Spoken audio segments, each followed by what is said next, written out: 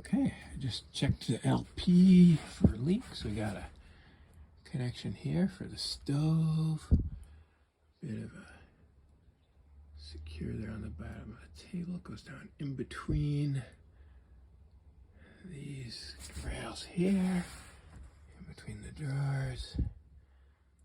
And then over to, this is where the, let's see, that's where it goes outside to the water heater.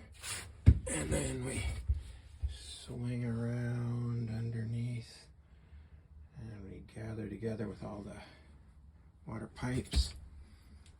And it goes underneath the dinette, a little corner here. We'll put some securing brackets along here so it doesn't rattle and wear through. And then it comes up, there's a T that goes down to the Propex heater and up into the propane locker. We'll get a, maybe somewhere around here, maybe a security clampy thing. And then maybe one right down there up against the 80-20. I mean, you know, we'll put some padded stuff in there so it won't wear through. And then that's propane locker.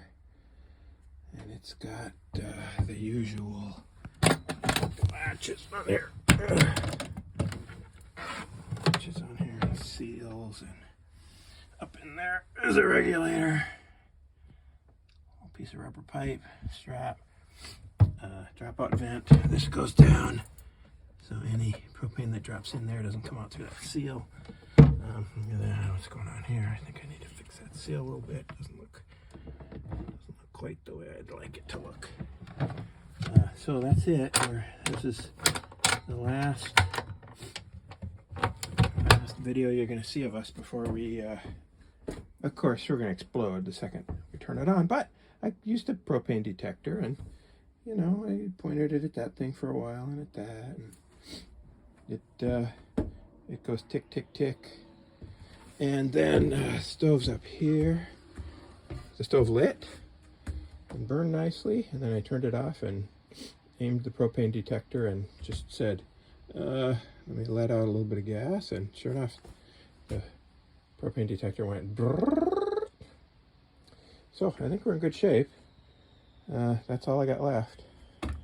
Not too bad. I think maybe I've got a flare nut or two left. But that's it. If we live, you'll see more posts from us.